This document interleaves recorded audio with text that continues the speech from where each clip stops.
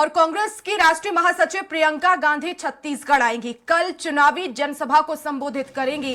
खैरागढ़ और बिलासपुर में चुनावी जनसभा करेंगे। दोपहर 12:30 बजे खैरागढ़ में आम सभा को संबोधित करेंगे। दोपहर 2:30 बजे बिलासपुर में चुनावी जनसभा होगी।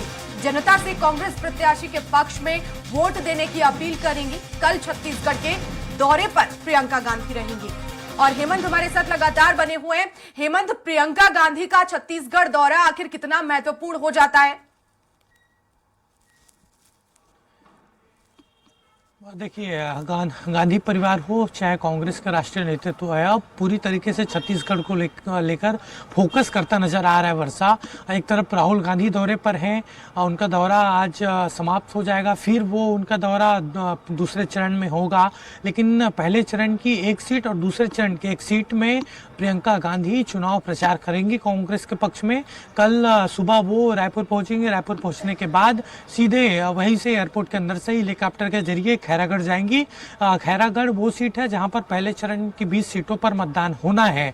और खैरागढ़ में 2018 में जोगी कांग्रेस के देवव्रत सिंह जो राज परिवार से आते थे, वो वहां से चुनाव जीते थे, लेकिन उनका निधन हो गया था। फिर उपचुनाव हुआ। उपचुनाव में कांग्रेस ने वहां पर ऐतिहासिक जीत दर्ज की थी। यशोदा वर्मा उस समय विधायक बनी थी उपचुनाव जीतकर, लेकिन फिर से उनको मौका दिया गया है। तो खैरागढ़ में प्रियंका गांधी सब जनसभा को संबोधित करेंगे। और वहां पर प्रियंका गांधी की सभा करवाने का मकसद यही है कि वहां पर जो कैंडिडेट हैं कांग्रेस की, वो महिला प्रत्याशी हैं, और महिलाओं को साधने के लिए खैरागढ़ में प्रियंका गांधी की चुनावी सभा कराई जा रही है।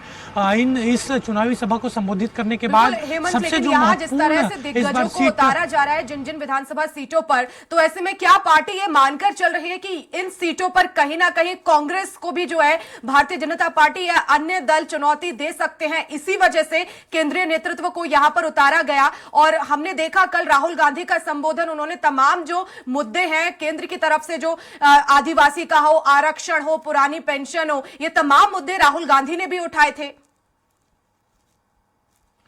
देखिए, कुछ सीटों को छोड़कर अगर देखा जाए तो बाकी सभी सीटों में सीधी टक्कर है बीजेपी और कांग्रेस में। वर्षा, और कई सीटों पर बागी जो उम्मीदवार खड़े हुए हैं कांग्रेस के, वो एक तरफ से परेशानी बढ़ा रहे हैं।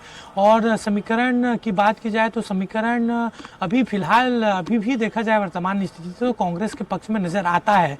लेकिन जो महत्वपूर्ण सीटें हैं उन सीटों में तमाम जो बड़े नेता हैं कांग्रेस के, उनको इसीलिए उतारा जा रहा है कि ताकि उन इलाकों में कांग्रेस मजबूती से उभर कर सामने आए और कांग्रेस के पक्ष में माहौल बन सके।